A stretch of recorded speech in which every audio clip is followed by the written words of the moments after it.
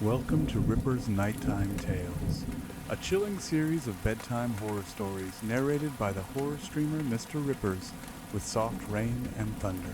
Dripped off to multiple scary tales perfect for late night listening on rumble.com. Do hit that like button and consider following the channel. Leave a comment letting me know where and when you listen. Let's build a community. Okay, let's get started. The rain in New York City did not wash things clean. It merely made the grime slicker, turning the streets into black mirrors that reflected the neon hemorrhage of the skyline. It was a Tuesday in November, the kind of night where the damp cold settled into the marrow of the bones and refused to leave. Ethan stood by the window of their fourth-floor walk-up in Bushwick, pressing his forehead against the condensation on the glass. Below, the streetlights hummed with a sickly sodium orange glow, illuminating the trash bags piled on the curb like body bags awaiting collection. The radiator hissed, a metallic snake coiled in the corner, spitting heat that smelled of dust and old iron. "You're going to wear a hole in the floor," Maya said. Her voice was soft, competing with the rhythmic thrum, thrum, thrum of the rain against the pane. Ethan turned. The apartment was small, a claustrophobic box of peeling paint and exposed brick that smelled of turpentine and stale coffee. Maya sat on the floor, surrounded by canvases. She was 22, with hair the color of midnight and eyes that always seemed to be looking at something just slightly to the left of reality. She was wiping charcoal from her fingers with a rag that was more gray than white. "It is pouring out there," Ethan said. He was 25, though the dark circles under his eyes made him look 30. Being a personal assistant to a mid-tier rock musician meant long hours, low pay, and a constant low-level buzz of anxiety that felt like a swarm of bees in his chest. "Just cancel. Chloe will understand." Maya smiled, that crooked, teasing smile that had anchored him to her since the day they met at a gallery opening neither of them could afford to buy art from. "Chloe is leaving for Berlin in 2 days. I promised I would say goodbye. Besides, it is just the Lower East Side. I'm not crossing the Atlantic." She stood up, her knees popping, and reached for her coat, a vintage red trench she had found at a thrift store in deeply questionable condition. She pulled it on, the crimson fabric stark against the drab beige of the apartment walls. It looked like a wound opening in the room. "I have a bad feeling," Ethan muttered. He knew how it sounded, possessive, paranoid. But the air pressure felt wrong tonight. The city felt heavy, like a lung full of water. Maya walked over and kissed him. Her lips tasted of mint and the metallic tang of the charcoal dust. "I will be back by 1. I have the keys. I have my phone. I have pepper spray. I'm a fortress. Text me when you get to the bar," he said. "I will. And when you leave."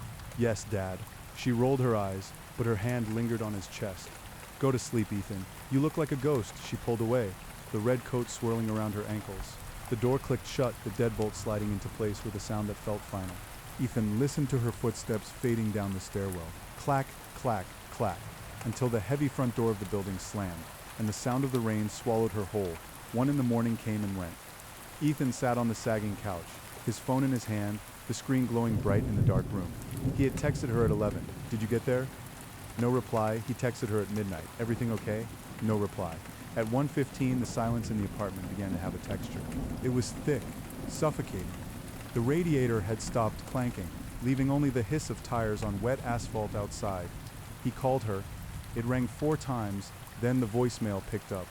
Her voice bright and laughing. "Hi, you have reached Maya. Leave a message, or better yet, send a text. Bye." He hung up. He called again, voicemail. He called Chloe. He did not want to be that guy, the jealous boyfriend checking up. But the knot in his stomach was pulling tight, twisting his intestines. Chloe answered on the second ring, loud music thumping in the background. "Ethan, what is up? Is Maya with you?" A pause. The music seemed to swell, filling the silence. "Maya? No, I have not seen her. She texted me at 9 saying she was on her way, but she never showed. I figured you guys got into a fight or she got stuck working on a piece." The world tilted on its axis. The blood drained from Ethan's face, leaving him cold and dizzy. "She left at 9:30. She was coming to meet you at the Black Rabbit." "Ethan, she never came." Chloe said, her voice sobering, the annoyance replaced by a flicker of concern. "Maybe her phone died. The reception in here is garbage. She would have found a way to call." Ethan said, his voice sounding distant to his own ears. "She never showed up." "No. Look, I'm sure she is fine. It is New York. Maybe the trains are messed up." Ethan hung up. He grabbed his jacket. He did not bother with an umbrella. The police station was a study in fluorescent misery. The lights hummed with a headache-inducing frequency, casting everything in a pallid, green-gray hue. It smelled of stale sweat, floor wax, and despair. The officer at the desk was a woman with a face carved from granite, her eyes dull from years of hearing the same stories. She typed slowly on a keyboard that looked like it belonged in a museum. "She has been gone 4 hours," the officer asked, not looking up. "It is not like her," Ethan pleaded, gripping the edge of the counter. His knuckles were white. "She was meeting a friend. She never made it. She is not answering her phone. She is 22, sir. She is an adult. Maybe she met someone else. Maybe she decided to take a trip. Unless there is evidence of foul play, we cannot file a missing persons report for 24 hours. She did not meet someone else." Ethan slammed his hand on the counter. A few people in the waiting area, a drunk with a bloody nose, a teenager in handcuffs, looked up lethargically. "Something is wrong. I know it." The officer finally looked at him. Her eyes were hard, lacking any sympathy. "Go home, sir. Call her friends. If she is not back by tomorrow night, come back with a photo." Ethan stumbled out into the rain. The city felt different now. It was not just wet, it was hostile. The buildings leaned in. The alleyways looked like open mouths filled with rot. The neon signs reflected in the puddles looked like spilled chemicals. He could not go home. The apartment would be a tomb without her.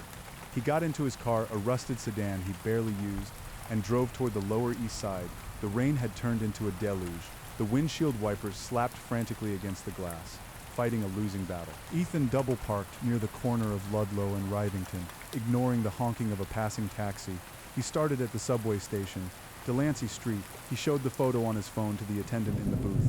A heavy-set man reading a tabloid. Senior, red coat, dark hair. The man barely glanced. "Nope, too many faces, kid." Ethan went up to the street level. He walked the route she would have taken. The bars were closing now. Drunks spilled out onto the sidewalks, laughing, fighting, oblivious to the void that had opened up in Ethan's life. He went into the Black Rabbit. The bartender was wiping down the counter. "Red coat?" the bartender said, pausing. "Yeah, maybe. Saw a girl in a red coat earlier, waiting by the door. Looked like she was waiting for someone. Did you see where she went?" Ethan's heart hammered against his ribs. "She stepped out to take a call. Did not come back in. Figured she found her date." "What time? Maybe 10? 10:15. Ethan ran out. 10:15. She had been here. She had been right here. He stood on the sidewalk, spinning in a slow circle. The rain plastered his hair to his skull. Where did she go? He looked down the street. To the left, the lights of bars and bodegas. To the right, the street grew darker, leading toward the older tenements and the construction zones near the bridge. He walked right. The sensory overload of the main drag faded, replaced by the hushed, dripping silence of the side streets. The streetlights here were sparse, some broken. The shadows were long and jagged. He saw a figure huddled in a doorway, wrapped in layers of garbage bags. A homeless man. Muttering to himself, rocking back and forth, Ethan approached slowly. "Hey, excuse me." The man looked up. His face was a map of grime and scars, his eyes wide and milky with cataracts. He smelled of urine and cheap wine. "Did you see a girl?" Ethan asked, crouching down, holding up the phone. "Red coat, about 2 hours ago." The man flinched, pulling back into the shadows. "Red," he whispered. His voice was like grinding gravel. "Red like the sermon." Ethan frowned. "What?" "No, her coat. It was red." The man began to shake. "They took the red one, the hooded ones that came from the cracks, always when the lights flicker, always when the rain is loud." "Who?" Ethan grabbed the man's shoulder. "Who took her?" "The sermon," the man hissed, spitting the words out. "The red sermon, down the throat of the city." He pointed a shaking, filth-encrusted finger toward an alleyway across the street. "Into the dark. Do not go." "The pavement eats people there." Ethan looked at the alley. It was a narrow throat between two crumbling brick buildings. A construction fence blocked part of it, but the chain link was torn open. "Thank you," Ethan said, dropping a $20 bill into the man's lap. "Do not go." The man wailed as Ethan crossed the street. "The pipes are hungry tonight."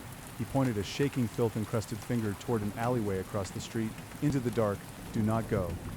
"The pavement eats people there." Ethan looked at the alley.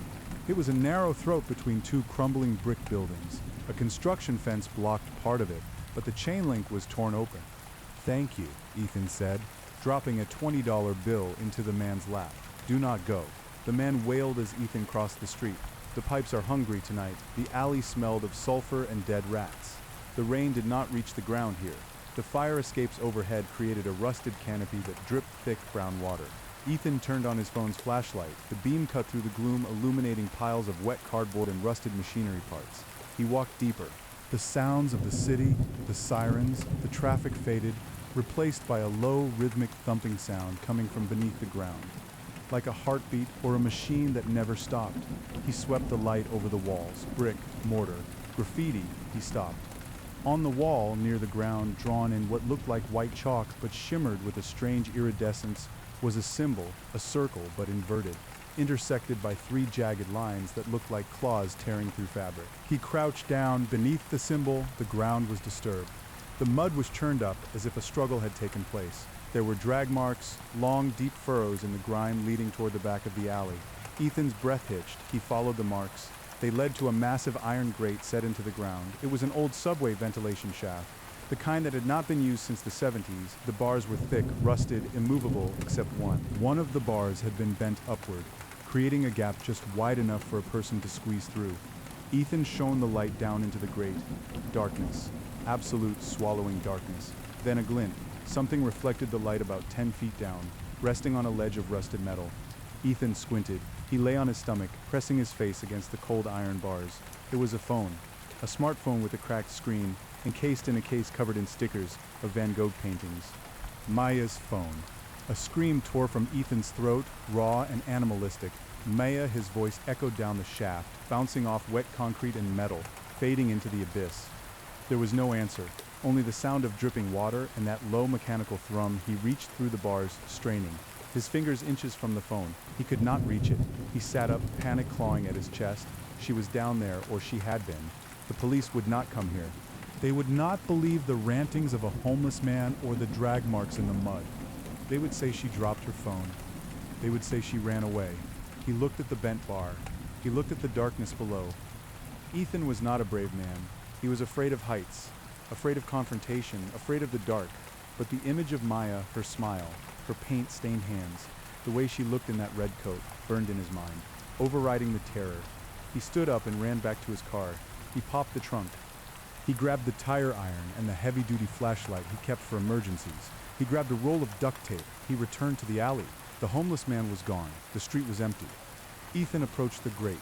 He jammed the tire iron into the gap and leveraged it with all his weight. The metal groaned, flakes of rust raining down. He gritted his teeth, his muscles screaming, and pushed. The bar bent another 2 inches. Enough. He tied the flashlight to his belt with the duct tape. He zipped his jacket. He took a breath that tasted of ozone and rot. "I'm coming, Maya," he whispered. He slipped his legs through the gap, then his hips. It was tight. The rusted metal scraped his skin through his jeans. He held onto the bars above. Dangling over the black drop, he let go. He hit the ledge hard, his boots slipping on the wet metal. He flailed, grabbing onto a rusted ladder rung bolted to the wall. His shoulder slammed against the concrete, pain exploding down his arm, but he held on. He was on a maintenance platform about 15 feet below the street. The air here was different, stagnant, cold. It smelled of old electricity and something copper-like. Blood. He grabbed Maya's phone. The screen was shattered, but it still had power. He pressed the button. The lock screen lit up, a picture of him asleep on the couch with a cat on his head. He shoved the phone into his pocket. He shone his flashlight around. The platform led to a narrow service tunnel, the walls lined with thick cables that hummed with dangerous voltage. This was not a normal sewer. This was infrastructure, old infrastructure. He saw the drag marks again in the dust on the floor. They continued down the tunnel. Ethan began to walk. The tunnel sloped downward. The deeper he went, the quieter it got. The hum of the city above disappeared completely, replaced by the sound of his own breathing and the squelch of his boots in the muck. After 10 minutes of walking, the tunnel opened up. He stood on a balcony overlooking a vast, cavernous space. He swept the flashlight beam across the void.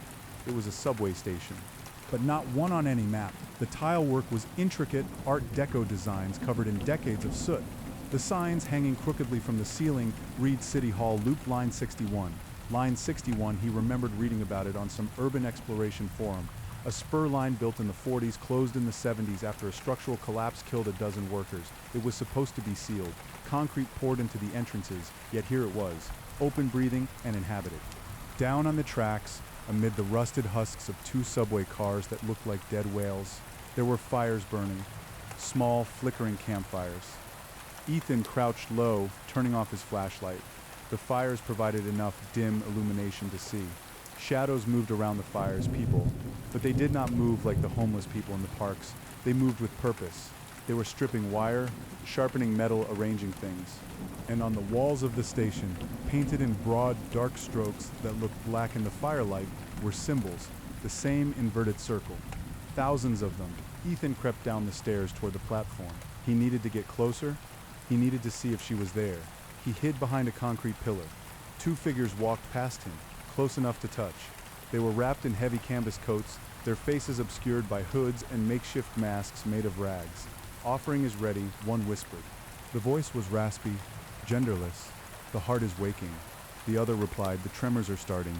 The red sermon must be read tonight. Is the vessel pure? She fights, but the drug is working. She will be ready for the high priest. Ethan's blood turned to ice. She fights. He waited for them to pass, then moved. He stuck to the shadows, moving from pillar to pillar, car to car. The station was a labyrinth of debris. He reached the end of the platform. The tracks continued into a tunnel that was pitch black, swallowed by the earth. A faint, rhythmic chanting drifted from that darkness. Om Naval, Om Naval, Om Naval. It sounded like a language that had not been spoken in centuries. Ethan stepped onto the tracks. He had to follow the sound. He moved deeper into the tunnel. The air grew warmer here, humid. It smelled of sulfur and meat, burnt meat. He passed a side chamber, a maintenance alcove. He shone his light quickly. Words were scrawled on the wall in spray paint. Modern graffiti, likely from urban explorers who had found this place and regretted it. They are still down here. Do not look at the walls. Run. And beneath that, a pile of backpacks. Hiking gear, cameras all abandoned, covered in a thick layer of gray dust. Ethan swallowed the bile rising in his throat. He gripped the tire iron tighter. The chanting grew louder. The tunnel widened into a massive circular chamber. It looked like an old cistern or a pump room, with high vaulted ceilings and pipes the size of redwood trees running vertically along the walls. In the center of the chamber was a pit, a deep circular hole that seemed to go down forever. A faint red glow emanated from the pit, pulsing like a dying star. Around the pit stood an altar, a slab of rough-hewn stone stained black, and on the altar lay a figure in a red coat. Maya, Ethan breathed. She was bound. Ropes tied her wrists and ankles to the stone. Her head lolled to the side. Surrounding the altar were 36 figures in red robes. They held candles. They were swaying, chanting that same 3-syllable phrase. Standing over Maya was a man. He was tall, gaunt, wearing a robe that looked like it was made of stitched-together leather. He held a curved dagger in one hand and a chalice in the other. Ethan did not think. He did not plan. The sight of the knife hovering over Maya's chest short-circuited his fear and replaced it with a blinding white-hot rage. He turned on his flashlight to the strobe setting. Get away from her, he screamed it, his voice cracking in charge. The strobe light disoriented the cultists. They shielded their eyes, stumbling back as the erratic flashing cut through the gloom. Ethan sprinted across the chamber. He swung the tire iron, connecting with the shoulder of a robed figure that tried to block him. The man crumbled with a crunch of bone. Ethan leaped onto the dais. The high priest turned, his eyes wide. They were milky white, surrounded by burn scars, as if he had stared into a fire for too long. The interloper, the priest hissed, just as the tremors predicted. Ethan did not stop. He swung the tire iron at the priest's head. The priest moved with unnatural speed, dodging the blow, but he dropped the dagger. It clattered across the stone. Ethan dropped the tire iron and grabbed Maya. Maya, wake up. He shook her. Her eyes fluttered open. Her pupils were blown wide, black discs swallowing the iris. Ethan, she slurred. The walls, the faces in the walls are moving. I have got you. We are leaving. He pulled a knife from his pocket, a small Swiss Army knife, and began sawing at the ropes. Seize them, the priest shrieked. The offering must not be tainted. The cultists recovered from the shock. They surged forward, a wave of red robes. Ethan cut the last rope. He hauled Maya up. She was dead weight, her legs rubbery. Come on, baby, please. You have to walk, he begged.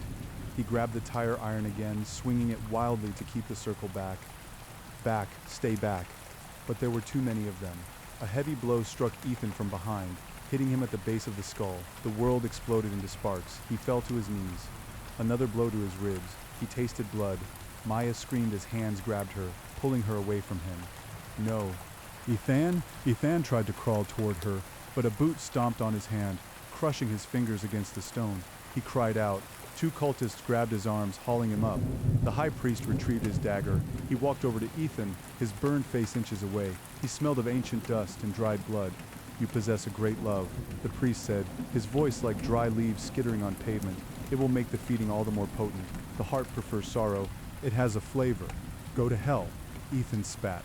Blood spraying the priest's face. The priest smiled, revealing teeth filed into points. "We are already there, boy. We are merely the groundskeepers." He gestured to the cultists. "Bind him. Place him beside her. Let him watch. The city must eat." Ethan was dragged to the altar. They slammed him down next to Maya. He looked at her. She was weeping terror cutting through the drugs in her system. "I'm sorry," Ethan whispered, his voice breaking. "I am so sorry. They are going to kill us," she sobbed. "I will not let them," he lied. The priest raised the dagger high. The chanting reached a fever pitch, vibrating in Ethan's teeth. The red glow from the pit intensified, casting long demonic shadows against the curved walls. The ground beneath them lurched. It was not a subway vibration, it was a quake. Dust rained down from the high ceiling. A low moan resonated from the pit, a sound so deep it was felt rather than heard. It sounded like a whale song, but distorted, angry. The heart stirs. The priest screamed in ecstasy. "It demands the blood now," he brought the dagger down. Ethan bucked his hips with every ounce of strength he had left.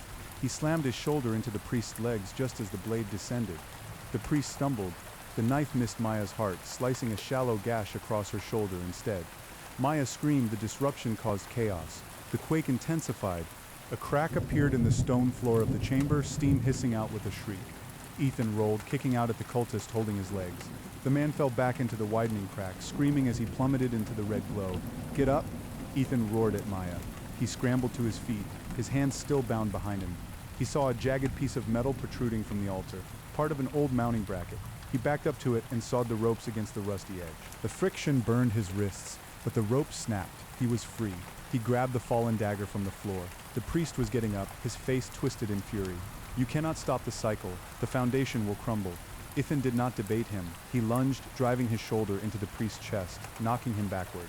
The priest flailed, his robes catching on the altar, but he regained his balance. "Maya, run the tunnel," Ethan yelled, pointing to the darkness they had come from. "I cannot leave you. Guo." She scrambled off the altar, clutching her bleeding shoulder, and stumbled toward the exit.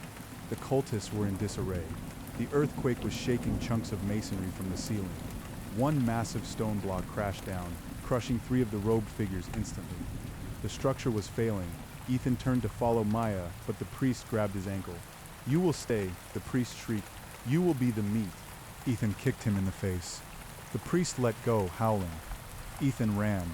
He caught up to Maya at the entrance of the tunnel. He grabbed her good arm, and they sprinted into the dark. Behind them, the chamber was collapsing. The sounds of screaming cultists were drowned out by the roar of falling rock and the terrible booming groans coming from the pit. They ran through the labyrinth. The flashlights had been lost in the scuffle. They ran in near darkness, guided only by the faint flickering emergency bulbs that had sparked to life along the old tracks. "Faster," Ethan urged. The ground rolled beneath them like the deck of a ship. Pipes burst along the walls, spraying scalding steam. They reached the platform of the Line 61 station. The fires were scattered, the camp destroyed. The vagrants and cultists there were fleeing into the shadows. Ethan saw a service ladder leading up to a ventilation shaft, a different one than he had entered. "Up, go up!" He pushed Maya toward the ladder. She climbed, sobbing with effort. Ethan followed right on her heels. As they climbed, a deafening crash echoed from below. The entire station ceiling was giving way. A cloud of choking dust billowed up the shaft. Hot and gritty, they scrambled up the rusted rungs 50 feet, 60 feet. Ethan pushed against the grate at the top. It was locked. "No, no, no." He slammed his shoulder against it. "Ethan, the dust," Maya coughed, choking. Ethan braced his back against the ladder and pushed upward with his legs, screaming with exertion. The lock was old, corroded by decades of city rain. With a loud snap, the metal gave way. The grate flew open. They clawed their way out onto the wet pavement. They collapsed on the sidewalk, gasping for air, covered in soot, blood, and slime. The rain was still falling, cool and sweet against their burning skin. They were in a construction site near the East River. It was dawn. The sky was a bruised purple. Ethan rolled over and pulled Maya into his arms. They held each other, shaking violently, as the sirens began to wail in the distance. The police report was filed as an attempted abduction and assault. They found the grate, they found the tunnel. But when the heavily armed emergency service unit descended into the depths, they found a collapse. The structural integrity of the old Line 61 had failed completely. The chamber, the altar, the pit, it was all buried under thousands of tons of concrete and bedrock. They found no bodies, no cultists in red robes, no high priest. The official story was that a group of squatters had been living in the tunnels and had caused a gas explosion. Maya's testimony about a cult and a demon heart was attributed to the hallucinogens found in her blood, a cocktail of scopolamine and something unidentified by the lab. Ethan and Maya moved out of the city 2 weeks later. They went upstate to a small town where the loudest thing at night was the crickets. But they did not sleep well. Ethan would wake up sweating, the smell of sulfur in his nose. Maya would stare at the walls, tracing patterns that were not there.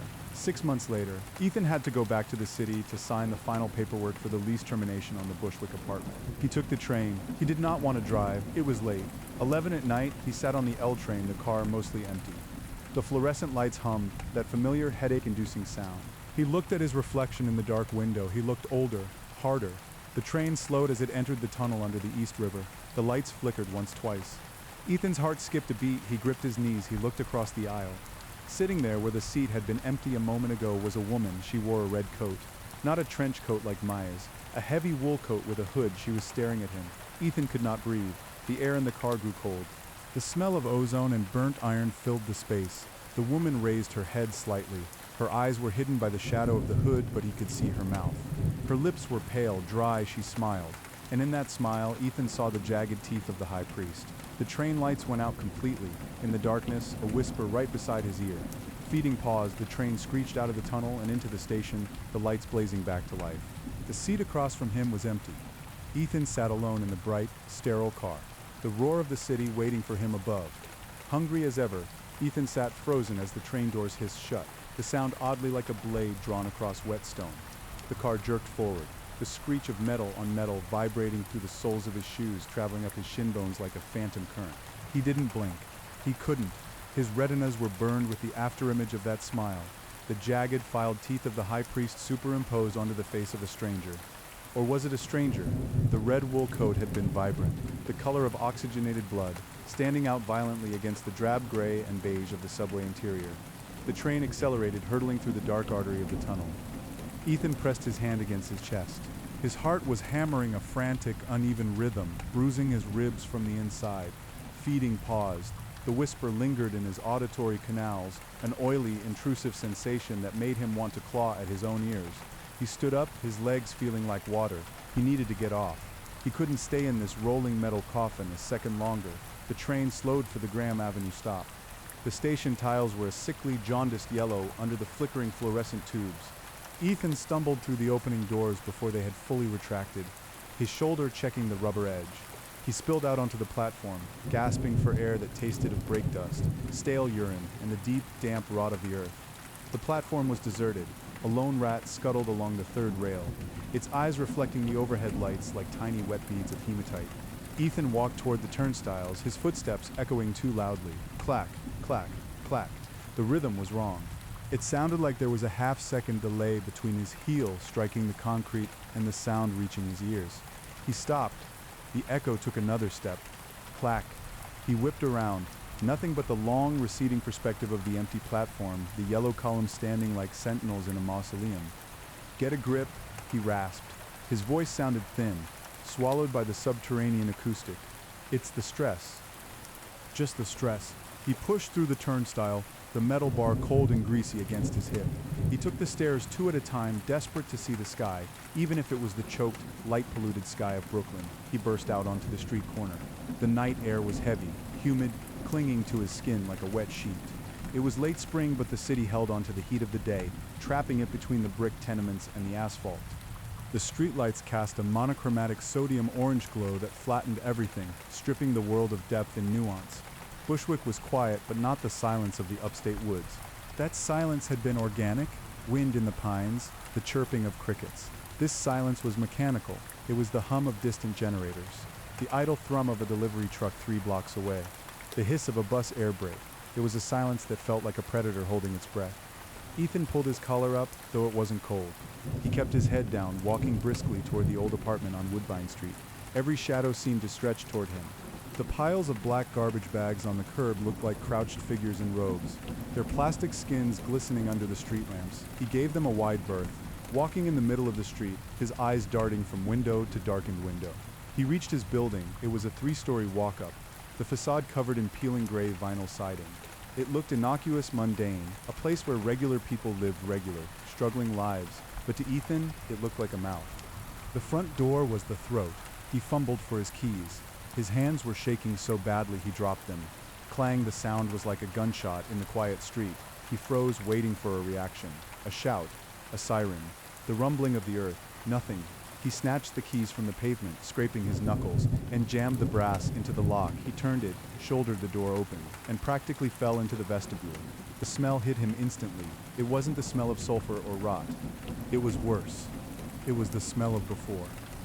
Floor wax, old mail, dust. The faint, sweet scent of the fabric softener Maya used to buy lingering in the hallway runner. It was the scent of a life that had been brutally interrupted, a ghost of the happiness they had naively thought was secure. He climbed the stairs. The wood groaned under his weight, a familiar complaint he used to know by heart. 3rd floor, apartment 3B. He stood before the door. The wood painted a thick, gloppy white that had chipped away around the handle. He stared at the number. The B was slightly crooked. He unlocked the door and stepped inside. The apartment was suffocatingly still. They had left in a hurry 6 months ago, abandoning furniture, clothes, dishes in the sink. The air was stale, motionless, preserving the moment of their flight like a fly in amber. Ethan didn't turn on the lights immediately. He let his eyes adjust to the gloom, illuminated only by the street lamp outside filtering through the cheap blinds. Stripes of orange light and black shadow slashed across the living room floor. He walked in, the floorboards creaking. There was the couch, draped in a sheet they had hastily thrown over it. There was the bookshelf, Maya's collection of art history texts leaning against his thrillers. The small dining table where they had eaten breakfast the morning of the abduction, a coffee mug, still sat there, the liquid inside long since evaporated, leaving a dark, crusty ring of mold at the bottom. Ethan felt a wave of nausea. Being here was a mistake. He should have mailed the keys. He should have let the landlord keep the deposit. He should have burned the building down. He moved to the kitchen counter where a stack of mail had accumulated, pushed under the door by the super, presumably. The lease termination papers were in his bag. He just needed to leave them on the counter with the keys as agreed. He pulled the envelope from his messenger bag, placing it on the formica surface. The sound of the papers sliding against the counter was crisp, loud, drip. Ethan stopped. Drip. It was coming from the bathroom. He frowned. They had shut the water off at the main valve under the sink before they left. He remembered doing it. He remembered his hands shaking as he twisted the rusty knob, terrified that the noise would bring the cultists back. Drip, drip. The rhythm was steady, hypnotic. Ethan walked slowly toward the short hallway leading to the bathroom. The door was ajar. Darkness pooled inside, thicker than in the living room. He reached inside and flicked the light switch. Nothing happened. The bulb was dead. Of course, he muttered, his voice trembling. He pulled out his phone and turned on the flashlight. The harsh white LED beam cut through the dark, illuminating the white tiles, the shower curtain with its pattern of blue geometric fish, the grime in the grout. He shone the light into the sink. It was dry, bone dry. Dust coated the porcelain. He moved the beam to the bathtub. Dry, drip. The sound was behind him. Ethan spun around, the beam of light slashing across the hallway. Nothing, just the peeling wallpaper and the closed door to the bedroom. His breathing hitched. He was hearing things. The custom nightmare the priest had spoken of. It wasn't just monsters, it was this. The erosion of trust in his own senses. The city was gaslighting him. He turned back to the living room, intending to drop the keys and run. But as he crossed the threshold, he stopped. The layout of the room was wrong. He blinked, shining his light around. The couch was where it should be. The table was there. But the distance between them, it was too great. The living room, which had been a cramped 12 by 12 box, now stretched. The far wall, the one with the window, seemed to be 20 feet away. The stripes of light from the blinds were elongated, stretched out like taffy. Ethan rubbed his eyes. No, this isn't real. He took a step toward the window. The floor felt spongy, soft, like walking on wet soil instead of hardwood. He looked down. The wood grain was shifting. The knots in the pine were swirling, widening, opening like dilated pupils. A low vibration began to hum in the walls. It wasn't the radiator. It was the sound he had heard in the pit, the whale song of the deep earth. Vrumamum, the coffee mug on the table rattled. The moldy ring inside it liquefied, bubbling up, turning red. Get out. Ethan whispered to himself. Get out now. He turned to the front door. It was gone. Where the door had been, there was only smooth, unbroken wall, covered in the same peeling beige wallpaper as the rest of the room. No frame, no knob, no seam. Panic, cold and sharp, pierced his chest. He ran to the wall, slamming his hands against it. It felt solid, plaster and lath but warm. It felt like skin. Help, he screamed, though he knew with a sinking, terrible certainty that no one in the building would hear him, or if they did, they would hear only the settling of the building. The groan of pipes. He spun around, back to the room, the window. He had to go out the window. It was the 3rd floor. A drop would break his legs, but it was better than staying in this shifting box. He sprinted across the elongated room. The distance was deceptive. It took him too long to cross the space. The air grew thick, resistant, like moving through water. He reached the window and grabbed the cords of the blinds, yanking them up. They came away in his hands, crumbling into dust and dead moths. He stared out the glass. There was no street, no sodium lights, no garbage bags. Outside the window, pressed tight against the glass, was earth, layer upon layer of compacted soil, roots and stones. He saw a worm wriggle blindly through the dirt, inches from his face. He was underground. The realization hit him with the force of a physical blow. He stumbled back, knocking over the table. The coffee mug shattered, but it didn't shatter into ceramic shards. It burst into a spray of teeth, human teeth, scattering across the warping floorboards. Feeding paused. The voice came from the bedroom. The door he hadn't opened. Ethan backed away, his back hitting the wall where the exit used to be. He gripped the flashlight like a weapon, though he knew light was no weapon here. The knob on the bedroom door began to turn. Slowly, the brass mechanism groaned, grinding as if full of sand. Ethan looked around for anything to defend himself. He saw the metal floor lamp near the couch. He lunged for it, ripping the cord from the socket. He stripped the shade off, holding the heavy base like a club. The bedroom door clicked open. It swung inward. Darkness spilled out, not just an absence of light, but a physical substance. A black fog that rolled along the floor, heavy and cold. It smelled of ozone and dried blood. Ethan, it was Maya's voice. Ethan's heart stopped. Maya, Ethan, why did you leave me? I didn't. You're upstate. You're safe. He screamed at the darkness. Am I? A figure stepped out of the bedroom. It was Maya, but not the Maya he had left this morning, sleeping peacefully in their farmhouse, the scars on her shoulder fading to pink. This was the Maya from the altar. Her dress was torn, soaked in blood. Her skin was gray, the color of wet clay, and her eyes were sewn shut with thick black wire. She walked toward him, her movements jerky, unnatural, like a marionette with tangled strings. We never left, Ethan, the thing wearing Maya's face said. It smiled, and black ichor leaked from the corners of its mouth. The train only goes in a circle. The line 61 is a loop. You're not her, Ethan snarled, raising the lamp. You're a hallucination. I'm drugged. I'm seeing things. The mind is the soil. The Maya thing said, its voice deepening, layering over itself until it sounded like the high priest. And we have planted seeds. The floor beneath Ethan gave way. He didn't fall. He sank. The wood became mud, thick and sucking. It grabbed his ankles, pulling him down. He swung the lamp at the figure, but the heavy metal passed through her like smoke. She dissolved into a cloud of dust, reforming instantly into a swarm of moths that battered against his face, blinding him. Ethan thrashed, trying to pull his legs free, but the floor was hungry. It was up to his knees now. The temperature in the room plummeted. Frost crystallized on the inside of the window that looked out into solid earth. The walls of the apartment began to bleed. Thick red rivulets ran down the wallpaper, sizzling as they touched the floor. Ethan looked up. The ceiling was descending. The plaster cracked, revealing not wooden beams, but ribs, massive, calcified bone arches curving overhead. The light fixture was a dangling uvula. He was inside the chest cavity of something massive. No, Ethan roared. He dropped the lamp and clawed at the floor, his fingers digging into the wood-turned mud. He found purchase on something hard, a pipe, a root. He pulled with everything he had, screaming as the suction popped. He dragged himself toward the kitchen, where the floor seemed more solid. He scrambled onto the linoleum, gasping. The living room was gone. In its place was a gaping, jagged hole, a throat leading down into an abyssal red glow. Ethan backed up against the refrigerator. The humming was deafening now, vibrating his teeth, blurring his vision. The refrigerator door popped open. Inside, curled on the wire rack where the milk should be, was a heart, not a human heart. It was the size of a cat, pulsating, black and venous. It beat in time with the thrumming in the walls. Thump, thump, thump, thump. Ethan stared at it, paralyzed by revulsion and a strange magnetic pull. The heart split open, an eye yellow and reptilian, rolled in the center of the meat and fixed its gaze on him. "Welcome home," the wall spoke. Ethan didn't think. He reacted on pure animal instinct.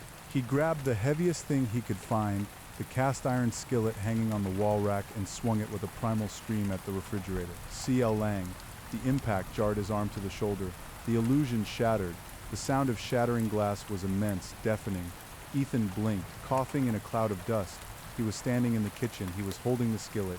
He had smashed the refrigerator door, denting the metal deeply. The lights were on. They were steady. The living room was normal. The floor was wood. The window looked out onto Woodbine Street, where a car alarm was blaring, likely triggered by the noise he had made. There was no hole, no giant ribs, no Maya with sewn eyes. Ethan dropped the skillet. It clattered on the linoleum. He fell to his knees, hyperventilating, his hands clutching his hair. Real, not real. Real, not real. He rocked back and forth. He looked at the refrigerator. There was no black heart, just a dented door and the smell of old Freon leaking out. But then he looked at the floor there. Leading from the hallway to where he knelt were footprints. They were muddy. The mud was red, clay-like, and they weren't his shoes, they were bare feet. Ethan scrambled backward, crab walking away from the prints until his back hit the oven. The prints ended right in front of him. He looked around the empty apartment. He was alone, but the mud was wet. He scrambled for his bag, grabbing the lease papers and his keys. He didn't care about the deposit. He didn't care about the memories. He ran. He bolted out of the apartment, leaving the door wide open. He took the stairs 3 at a time, risking a broken neck. Fueled by a terror so pure it felt like electricity. He burst out onto the street, nearly colliding with a teenager walking a pit bull. The kid shouted something, but Ethan didn't hear. He ran until his lungs burned, until he was 3 blocks away, under the bright lights of a 24-hour bodega. He stood there, hands on his knees, retching dryly. The city moved around him. Cars passed. People walked by, glued to their phones. Normalcy. But as Ethan straightened up, wiping sweat from his eyes, he looked at his reflection in the bodega window. Behind him, in the reflection, standing just at the edge of the glass, was a figure in a red coat. He spun around. The sidewalk was empty. Ethan pulled his phone out. He needed to call Maya. He needed to hear her voice, to make sure that she wasn't part of the soil. He dialed. It rang. Once, twice. "Hello." Her voice was sleepy, confused. "Ethan, it's midnight. Are you okay?" Ethan let out a sob of relief. Maya, I'm coming home. I'm leaving now. I'll drive. I'll rent a car. I can't take the train." "Ethan, slow down," she said, her voice sharpening with worry. "What happened? Did you sign the papers?" Yes. No, I don't know. I just left." "Okay, just come home. Be safe. I love you." He said the words desperate. "I love you too." He hung up. He stared at the phone screen. A text message notification appeared. Unknown number. He didn't want to open it. He knew he shouldn't. His thumb hovered over the screen. The vibration of the phone in his hand felt like the vibration of the subway. Like the vibration of the pit. He tapped the icon. The message was a single image. It was a photo, grainy and low light, taken from a high angle. It showed a man kneeling on a kitchen floor, holding a cast iron skillet, screaming at a refrigerator. Ethan zoomed in on the timestamp. 11:42 p.m., 2 minutes ago. He looked at the angle of the photo. It had been taken from the corner of the ceiling, from inside the wall or from the ceiling vent, and in the corner of the photo, barely visible in the shadows of the kitchen, was a hand. A pale, long-fingered hand resting on the counter, just inches from where Ethan had been standing. Ethan dropped the phone. The screen cracked against the pavement. He didn't pick it up. He turned and ran into the street, flagging down a yellow cab with the desperation of a drowning man. Upstate, he yelled at the driver through the window, "I'll pay you double, triple, just drive north." Now the driver, a weary man who had seen everything New York had to offer, looked at Ethan's wild eyes, the mud on his knees, and the terror radiating off him in waves. "Get in," the driver said. Ethan threw himself into the back seat. As the taxi peeled away, merging into the traffic of Wyckoff Avenue, Ethan didn't look back. He didn't see the red moths clustering on the streetlight above where he had just been standing. He didn't hear the low, grinding sound of the sewer grate beneath the bodega vibrating, a sound like a hungry stomach growling deep within the concrete belly of the city. The nightmare hadn't paused. It had simply changed venues. The interior of the taxi smelled of stale cherry pine and ancient cigarette smoke, a chemical sweetness that coated the back of Ethan's throat. He huddled against the door, pressing his forehead to the cool glass, watching the city smear into long, luminous streaks of red and white. Every muscle in his body was coiled tight, vibrating with the aftershocks of adrenaline. He checked his hands. They were trembling so violently he had to clasp them together between his knees to stop them from drumming against his legs. The mud on his jeans was drying. He could feel it crumbing, the red clay turning to dust, sifting down into his socks. It felt heavy, denser than normal earth, as if he were carrying trace amounts of lead. "You in some kind of trouble, buddy." The driver's voice was gravelly, filtered through the thick plexiglass partition that separated the front from the back. A smear of grease on the plastic obscured the man's face, leaving only the silhouette of a head and the glint of eyes in the rearview mirror. Ethan flinched. "No, just family emergency. Please just drive. I'm driving, meters running, but you look like you saw a ghost, or maybe the cops." "Not the cops?" Ethan whispered, his voice cracking. He cleared his throat. "Just drive fast. Get me to the Sawmill Parkway." "I need to be out of the city." The driver grunted, a non-committal sound, and merged onto the Brooklyn-Queens Expressway. The car rattled over a pothole, the suspension groaning like a dying animal. Ethan closed his eyes, but the moment he did, the image burned behind his lids, the photo, the hand on the counter. The pale, elongated fingers that had been inches from his own skin while he stood screaming at a refrigerator. It was there. It had been in the room with him, not a hallucination. A physical presence that could cast a shadow, that could be captured by a camera lens. He forced his eyes open. He couldn't blink. He had to watch. The city outside was transforming. As they ascended the Kosciuszko Bridge, the skyline of Manhattan rose up on the left like a jagged jawbone of black glass and steel, the lights merely cavities of decay. The East River below was a slab of oil reflecting nothing. Ethan felt a sudden, irrational spike of claustrophobia. The taxi was a cave. The locks were the plunger type, slick with years of accumulated grime. He stared at the back of the driver's head. The man had thick rolls of neck fat, glistening with sweat despite the air conditioning. "Hey," Ethan said, "can you turn the radio up? Just a little." He needed noise. He needed the banality of a top 40 hit or a droning news anchor to scrub the sound of the thump-thump from his auditory memory. The driver reached out a beefy hand and twisted a knob. Static hissed through the speakers. It wasn't the white noise of an untuned frequency. It was wet, a churning liquid static, like a microphone wrapped in plastic and submerged in a swamp. Accident on the delay. Southbound. The voice cut in and out, distorted. Soil conditions worsening near the artery. In sat up straighter. "What station is this?" 100 and Winds, the driver said, his eyes flicking to the rearview mirror again. Traffic and weather together on the ones, reports of obstruction in the tunnels. Biological matter on the tracks. "Turn it off," Ethan said. "Traffic's bad up ahead. Gotta know the route." "I said turn it off," Ethan shouted, the panic flaring hot in his chest. The driver ignored him. The car accelerated. The speedometer needle, visible through the gap in the steering wheel, climbed past 60, then 70. The BQE was technically a highway, but it was narrow, cratered, and unforgiving. They were weaving between trucks that loomed like iron monoliths. "Slow down," Ethan pleaded. He looked out the window again. They were passing a cemetery. Calvary Cemetery.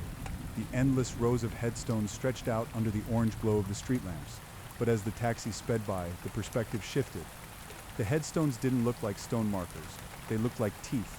Thousands of square, gray teeth jutting up from the gums of the earth. And the ground between them was churning. Ethan rubbed his eyes, pressing the heels of his hands into his sockets until stars exploded. Pareidolia, he told himself. Pattern recognition gone haywire. "You are in shock." When he looked back, the cemetery was gone, replaced by the industrial blight of Queens. He looked down at his knees. The mud, the dried red clay on his jeans wasn't crumbling anymore. It was dampening. A dark spot of moisture was spreading outward from the center of the stain on his left knee. It looked like he was bleeding, but the liquid was brown-red and thick. It smelled of copper and rot. "Stop the car," Ethan said. His voice was small, terrified. "Can't stop here, buddy." "No shoulder." I said, "Stop the fucking car." Ethan grabbed the door handle and yanked. Locked, of course it was locked. Child safety, prisoner safety. The liquid on his knee bubbled. A small white grub, no larger than a grain of rice, writhed out of the fabric of his jeans. Then another, then a third. Ethan screamed, slapping at his leg. He scrambled to the other side of the seat, kicking his leg out, trying to brush the things off. They clung to the denim, burrowing back in, seeking the warmth of his skin. Whoa, calm down back there." The driver swerved, the taxi nearly clipping a concrete barrier. "There's something on me." "Unlock the door. You're hallucinating, pal. You want something, you take something at that party." "I wasn't at a party, I was." Ethan stopped. He looked at the driver's eyes in the mirror. The eyes were wrong. In the sodium glare of the highway lights, the driver's pupils were rectangular, horizontal, like a goat's, or an octopus's, and the man wasn't looking at Ethan. He was looking through Ethan at something behind him. Ethan whipped his head around to look out the rear window. There was a car following them. It was an old sedan, colorless in the night, its headlights off. It was following close, dangerously close. Bumper to bumper at 70 miles per hour, Ethan squinted. The windshield of the trailing car was dark, but he could see shapes. Silhouettes. Not one driver but four figures, stiff, upright. They were wearing masks. No, not masks. Their faces were smooth, featureless, like the unfinished clay of a sculpture before the artist carves the eyes and mouth. "He's with us," the driver said. Ethan froze. What? The driver didn't turn around. His voice had changed. It was no longer the gravelly New York cabbie accent. It was smoother, layered, resonating with a harmonic vibration that rattled the fillings in Ethan's teeth. "The line doesn't end at the terminal, Ethan. The tracks go under the river. They go under the road. We are all connected by the root system. Let me out." Ethan threw his shoulder against the door. The pain flared sharp and real, but the door didn't budge. "You wanted to go upstate," the driver said, "to the farmhouse." "To the garden." "Yes, to my wife. The garden needs tending," the driver said. "The soil is hungry." Maya understood that. She gave herself to the loam. "Shut up." Ethan kicked the partition. The plastic cracked. A spiderweb fracture bloomed in the center. She planted the seeds, Ethan, in her shoulder, and the scars. Did you never ask what grew there? The image of Maya's scars flashed in Ethan's mind. The intricate keloid patterns on her shoulder blade. She had told him they were from a childhood accident, a fall through a glass door. He had kissed them 1,000 times. Did they move the memory warp? He remembered waking up one night, months ago, his hand resting on her shoulder. He had felt a fluttering beneath the skin. He had thought it was a muscle spasm. "What did you do to her?" Ethan sobbed. "We are doing nothing. We are simply the mycelium. We connect, we decompose. We feed the car behind them." Bumped the taxi. Thud. The taxi didn't decelerate. It sped up. The engine whined. A high-pitched scream of machinery pushed past its limit. They were crossing the Triborough Bridge now, but the geography was impossible. The bridge stretched on for miles, a suspended ribbon of concrete over an abyss that wasn't water. Looking down, Ethan saw red light pulsing deep below like lava or the interior of a massive organ. The static on the radio coalesced into a chant. "Dig, so reap rot, dig, so reap rot." The driver turned his head, fully around. His neck snapped with the sound of a dry branch breaking. He rotated his head 180 degrees to face Ethan, while his hands stayed on the wheel, steering perfectly. The face was melting. The skin sloughed off the cheeks like wet paper, revealing dark, fibrous muscle underneath. The rectangular pupils dilated until the eyes were entirely black. "The lease is signed in blood, Ethan. Occupancy is mandatory." Ethan didn't think. He didn't plan. He reacted with the frenzy of a trapped animal.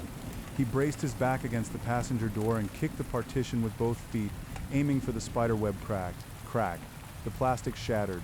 Shards exploded into the front seat. Ethan lunged through the hole. He grabbed the steering wheel. The thing that used to be the driver hissed, opening a mouth that was full of needle-like teeth, or perhaps nails. It snapped at Ethan's arm.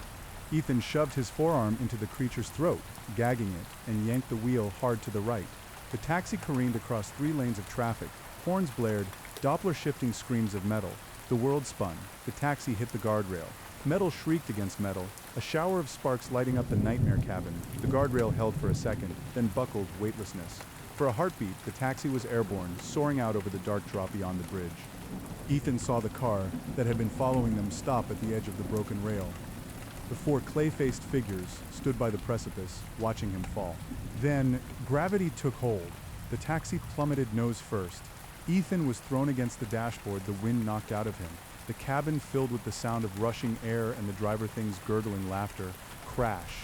The impact wasn't water, it wasn't concrete, it was soft.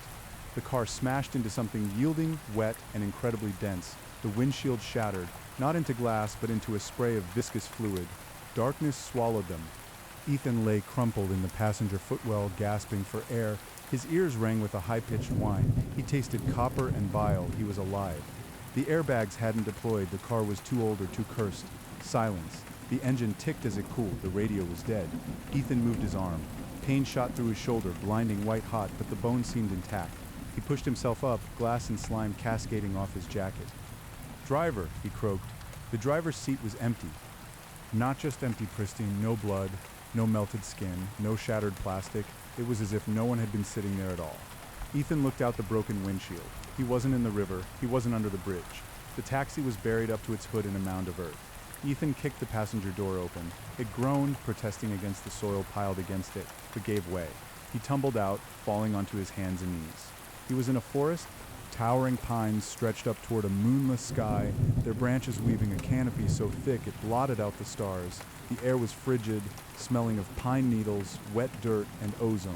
He stood up, swaying. He knew this smell. He was upstate. The crash hadn't killed him. It had transported him. The impossible geometry of the nightmare had shortcut the distance. He was miles from the city, deep in the Catskills. He recognized the tree line. He recognized the slope of the hill. He spun around. There, at the top of the rise, about 200 yards away, sat the farmhouse. His farmhouse, it looked idyllic in the darkness. A warm yellow light glowed from the kitchen window. Smoke curled lazily from the chimney. It was the picture of sanctuary. But the silence of the woods was wrong. There were no crickets, no wind in the trees. The silence was heavy, expectant, a held breath. Ethan took a step toward the house, then stopped. The ground beneath his feet was pulsing. Thump, thump. Faint, but unmistakable. It was synchronized with his own heartbeat. He looked back at the taxi. The yellow cab was sinking. The earth was swallowing it, the soil rising like water. As he watched, the trunk lid disappeared. Then the rear window, the roof.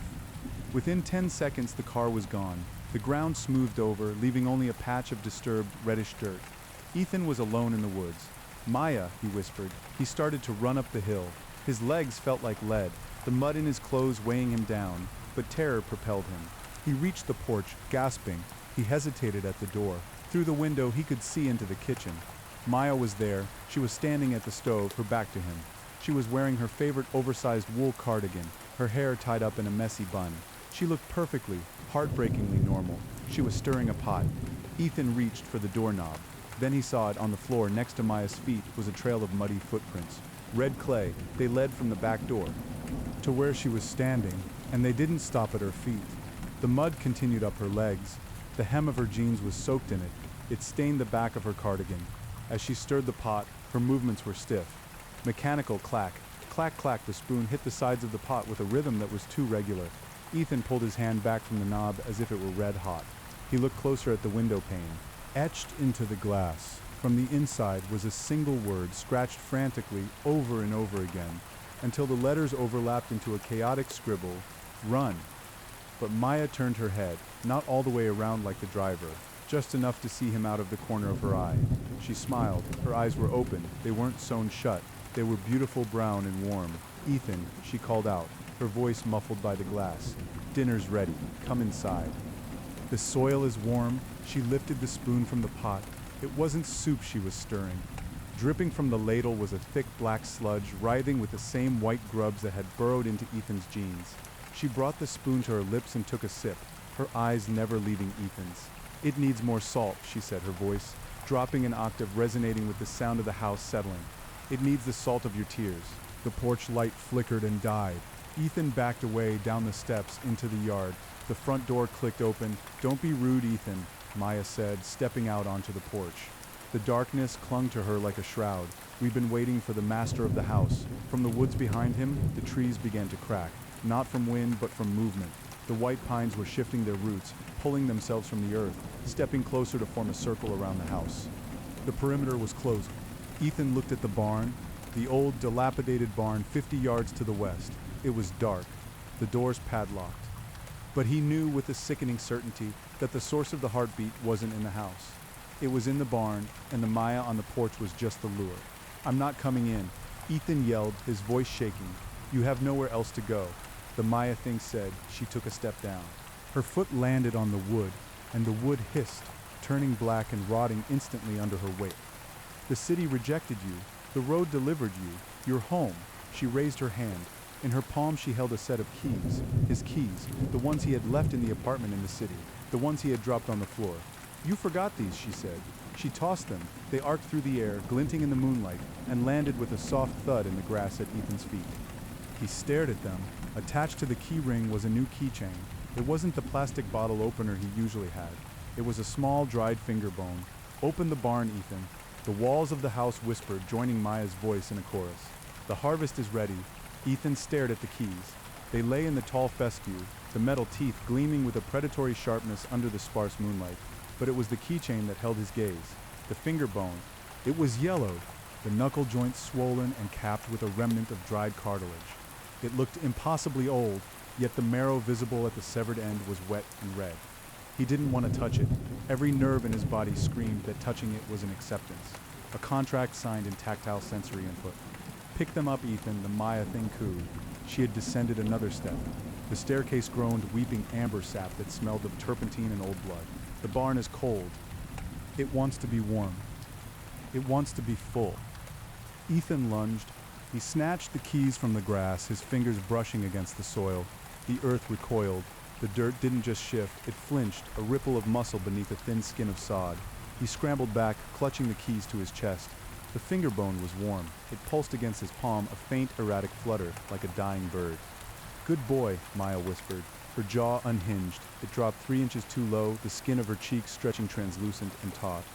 A sound emitted from her throat, not speech, but the dry, rattling, chaotic noise of a cicada brood waking up. Ethan turned and ran. He sprinted toward the barn, his boots slipping on grass that felt increasingly slick as if coated in oil. To his left and right, the white pines were no longer just shifting, they were marching. Great roots tore free from the soil with the wet tearing sound of dislocated joints. The trees slammed down, interlocking their branches to form a palisade, funneling him toward the barn doors. The air grew heavier with every step. The pressure drop was immense, popping his ears. The smell of ozone faded, replaced by the dense, cloying scent of a slaughterhouse floor, masked by heavy floral perfume. Lilacs rotting in a pool of formaldehyde. He reached the barn, the structure loomed over him, far larger than he remembered. The weathered red siding appeared wet, glistening with a secreted resin. The wood grains swirled in patterns that looked uncomfortably like fingerprints. Thump, thump, the heartbeat was deafening here. It vibrated through the soles of his boots, rattling his teeth. The massive double doors shook in their frame with every systole and diastole. Ethan fumbled with the keys, his hands were shaking so violently he dropped them once, the keys jangling against the wood. He snatched them up before the floorboards could absorb them. He isolated the silver key, the one for the heavy master lock securing the sliding doors. He jammed the key into the slot. It didn't fit. "No," he gasped, twisting it. "No, no, no." Behind him, the cicada shriek of the Maya thing grew louder. He could hear the squelch of her footsteps, heavy, wet slaps against the ground. She wasn't walking anymore. She was shambling, dragging something heavy. Ethan looked at the finger bone on the keychain. The bone twitched, the knuckle bent. Revulsion flooded his throat with bile, but an insane logic took hold. He gripped the dried bone, feeling the phantom heat of the life that once occupied it, and shoved the distal phalanx into the keyhole. The bone didn't break. It softened. It molded itself like wax, sliding into the mechanism with a lubricated squelch. Click, the heavy padlock popped open. It fell to the ground, not with a metallic clatter, but with the dull thud of a severed organ. Ethan grabbed the iron handle of the barn door. It was warm, sweating, he heaved. The door slid along the track with a sound like a grindstone against bone. A gust of hot, humid air blasted into his face, carrying the overwhelming stench of copper and musk. He slipped inside. He tried to pull the door shut, but the mechanism jammed. A split second later, the darkness of the yard was cut off as the Maya thing slammed against the opening, blocking the exit. But she didn't enter. She stood in the gap, backlit by the impossible moonlight. Her silhouette was wrong. Too many limbs, jagged angles where curves should be. She placed a hand on the frame. "Germination," she hissed. Then she grabbed the handle and slid the door shut from the outside. Total darkness. Ethan backed away, his breath coming in ragged, shallow gasps. The silence of the woods was gone. The inside of the barn was a cacophony of wet noises, dripping, slurping, the rustle of movement, and the heartbeat. It was all around him now. Thump, thump. He needed light. He patted his pockets, his hands slick with the residue from the door handle. He found his lighter, a cheap plastic Beck he'd bought at a gas station 3 nightmares ago. He flicked the wheel. Sparks, no flame. "Come on," he begged, his voice swallowed by the vastness of the space. Flick, sparks, flick. A small wavering yellow flame erupted. Ethan held it up. The light barely penetrated the gloom, but it revealed enough to shatter his mind. This wasn't his barn. The walls were not wood. They were woven from thick, fibrous strands of red muscle and gray sinew, pulsing in time with the heartbeat. The rafters high above were ribs, vast and curved, dripping with a thick, translucent slime that fell in slow, heavy ropes to the floor. And the floor was a carpet of eyes, thousands of them embedded in the fleshy ground, human eyes, animal eyes. Eyes with rectangular pupils like the driver's. All of them were wide, bloodshot, and staring up at him. They blinked in disorganized waves, the squelching sound of eyelids meeting moisture, creating a nauseating rhythm. Ethan stepped back, crushing an eye under his heel. It burst with a sickening pop, spraying vitreous fluid up his pant leg. He swallowed a scream, swinging the lighter around, trying to find a path that wasn't watching him. That's when he saw the harvest. Hanging from the bone rafters, suspended in sacks of semi-transparent membrane, they looked like chrysalises, but human-shaped. They swayed gently in the hot, stagnant air. Inside the closest sack, illuminated by the flickering flame, curled a fetus-like form. It was the size of a grown man. Its skin was pale clay, unfinished and rough. Ethan stepped closer, the lighter burning his thumb, unable to look away. The thing in the sack had a face. It was pressed against the membrane, eyes closed, mouth slack. It was him. It was Ethan. But not just one. He raised the light higher, rows of them, dozens of sacks, all containing Ethan. Some were malformed, missing limbs, or with faces that had slid off the skull. Others were perfect waiting, inventory, a voice boomed. It didn't come from a throat, it came from the walls, vibrating through the meat lattice of the structure. Batch 47, defective. The sack in front of Ethan began to tear. The membrane split down the center with the sound of tearing silk. The clay Ethan inside tumbled out, hitting the floor of eyes with a wet slap. It lay there for a second, motionless. Then it inhaled. A sharp cracking sound as its clay chest expanded. It pushed itself up on shaky arms. It had no eyes, just smooth indentations where sockets should be. It turned its head toward the real Ethan. You stayed too long in the city. The clay thing gurgled, its voice a muddy imitation of Ethan's own. You let the roots dry out. Ethan backed away, waving the lighter like a weapon. Stay back. We are the renovation, the clay thing said, standing up. It was taller than Ethan, denser. We are the new lease. Another sack ripped open behind him, then another. The sound of tearing membranes filled the barn like the applause of wet hands. Ethan spun in a circle. They were dropping from the ceiling everywhere. Clay doppelgangers. Some crawling, some walking, all blind, all hunting by the sound of his terrified breathing. He looked for a weapon. To his right, protruding from a mound of pulsating flesh that might have once been a workbench, was a pitchfork.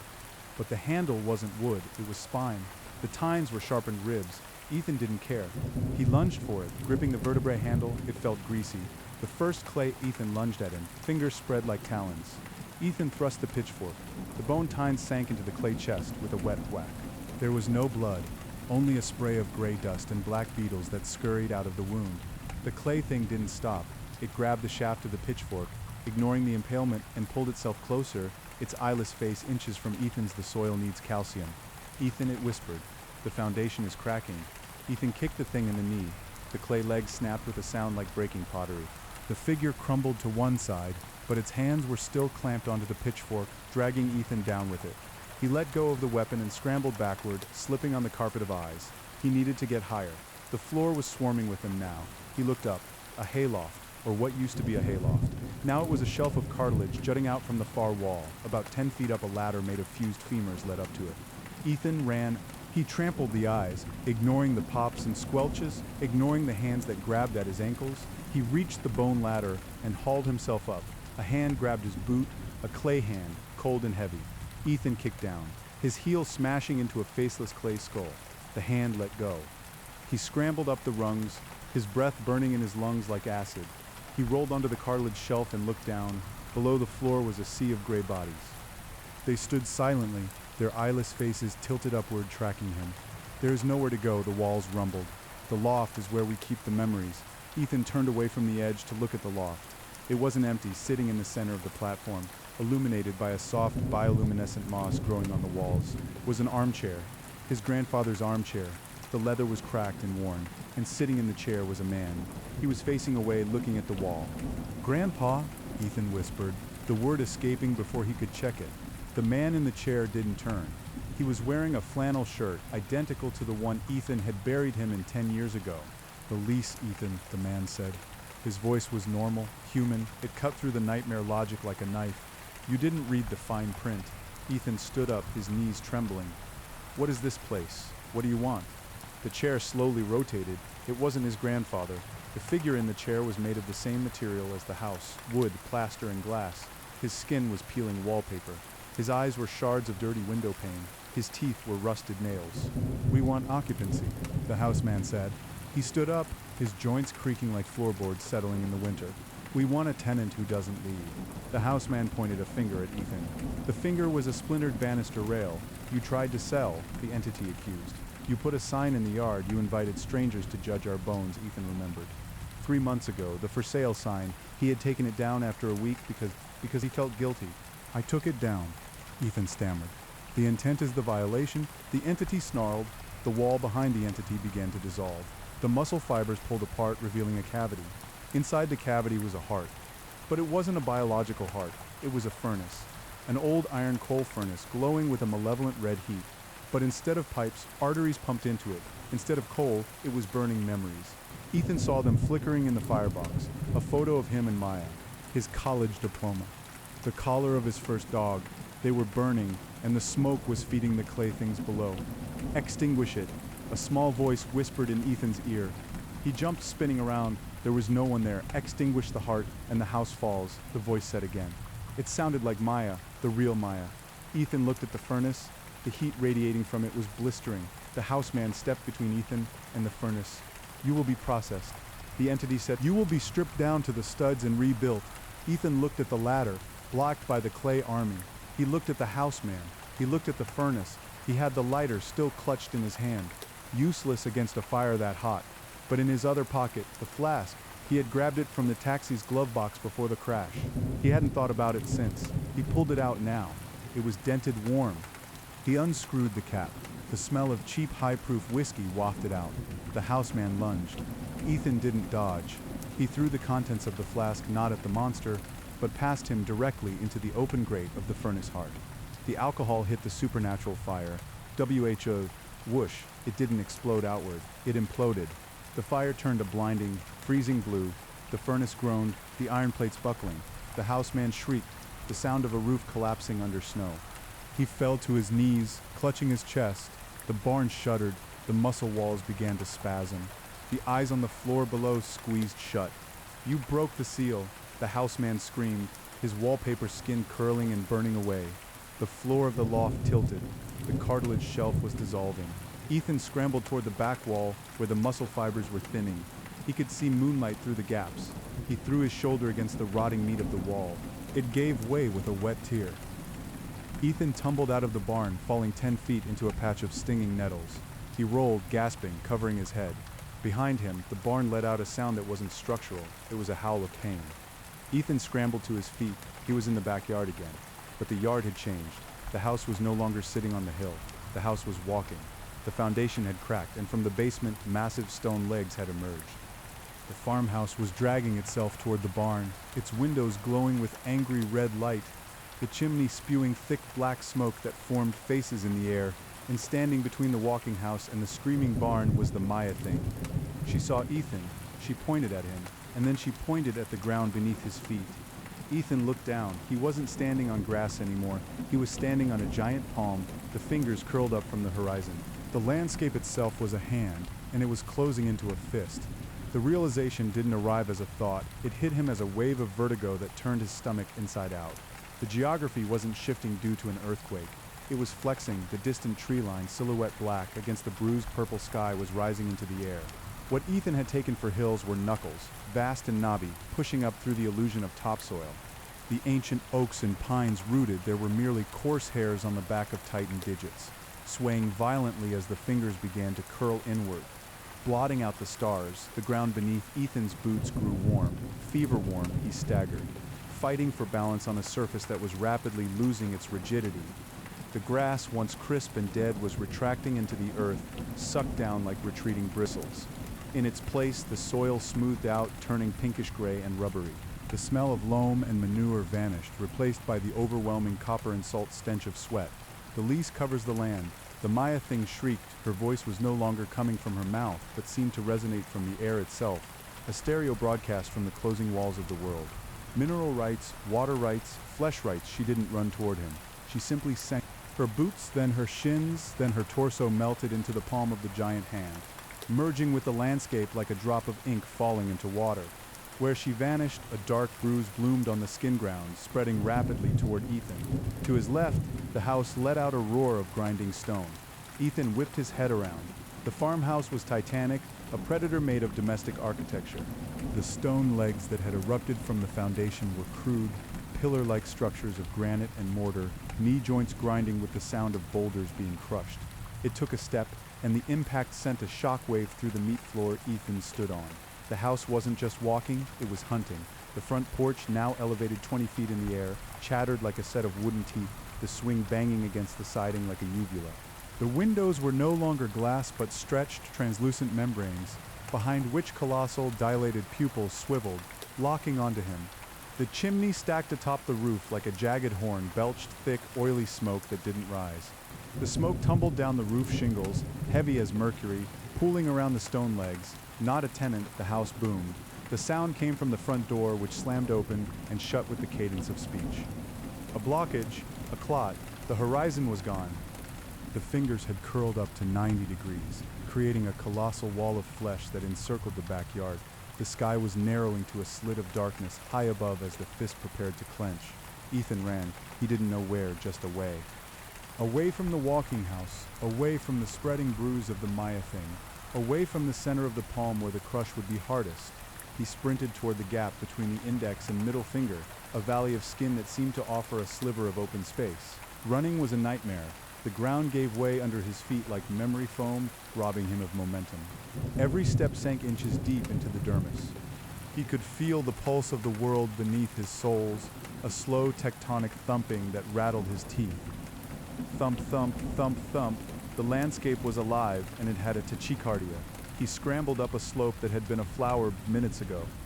Now it was a ridge of callus. He slipped, his hand slapping against the surface. It was slick with oil. He looked closely at the dirt near his face. It wasn't dirt. It was a mosaic of fingerprints, whorls of ridges the size of highway lanes, spiraling into infinity. A shadow fell over him. Ethan rolled onto his back, sliding down the slick ridge. The house was looming over him. It had closed the distance with terrifying speed, its stone legs plunging deep into the soft flesh of the hand ground, tearing open jagged wounds that bled magma-thick blood. The house didn't care that it was hurting the hand. The nightmare components were at war with each other, a cancer fighting the host. The front of the house tilted downward. The porch mouth hung open. From the dark vestibule of the doorway, a tongue unrolled. It was a carpet, a long, red Persian runner, soaked in saliva, fraying at the edges. It shot out with the speed of a chameleon's strike. Ethan threw himself to the side. The carpet tongue slapped the ground where he had been a second before with a wet crack that sounded like a whip breaking the sound barrier. The tip of the carpet adhered to the skin ground, struggling to retract, leaving a trail of viscous slime. Ethan scrambled to his feet, his boots slipping on the biological terrain. He needed to get to the webbing. If he could reach the space between the fingers, maybe he could slip through before they locked together. He crested the callous ridge and saw the gap. It was huge, a canyon between two vertical walls of skin that stretched up into the stratosphere. But the gap was closing. The walls were moving toward each other with the inevitability of continental drift, and standing in the center of the path, blocking his exit, was the bruise. The dark patch on the ground bubbled. It rose up, stretching like taffy, reforming into a shape. It wasn't Maya this time, it was a mannequin, but not plastic. It was made of raw hamburger meat, shaped roughly into a human form, held together by a glistening net of white fascia. It had no face, just a smooth surface of grinding muscle. Eviction notice. The meat thing gurgled. Ethan didn't stop. He couldn't. The house was behind him, the carpet tongue retracting for another strike. The fist was closing above him. He reached into his pocket, his fingers brushing the empty flask, useless.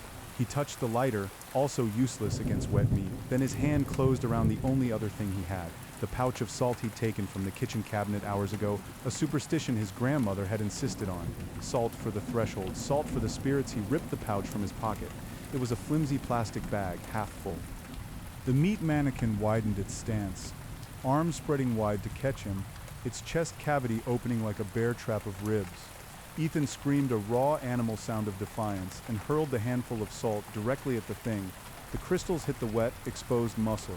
The reaction was instantaneous and violent. The meat thing convulsed. The muscles seized, contracting so hard they tore themselves apart. The figure shrieked, a sound of wet air escaping a balloon, and dissolved into a writhing puddle of gray, dead flesh. Ethan leaped over the twitching remains. He hit the gap between the giant fingers just as the light began to die. The walls of the canyon, the sides of the tightened fingers were closing in. He could feel the air pressure spiking, popping his ears. The wind howled, forced out of the narrowing space like a jet engine exhaust. He ran through the twilight corridor. The ground here was rougher, like sandpaper. Boom. The sound of the house taking another step echoed behind him. Muffled by the closing walls, he saw light ahead. A vertical slit of moonlight, narrowing by the second. Close the account. The house roared from behind. Ethan pumped his arms, his lungs burning. The walls brushed his shoulders. They were warm, fuzzy, with microscopic hairs that felt like wire brushes. He turned his body sideways, shuffling, then scraping. The space became a vice. He felt the crushing weight of the landscape pressing against his chest and back. He pushed forward, the friction burning his clothes with a final desperate heave. He popped out of the gap like a seed squeezed from a lemon. He tumbled into freefall. He wasn't on the ground. He was falling through the night air, plummeting from the giant fist that hung suspended in a void of total darkness. Ethan flailed, grasping at nothing.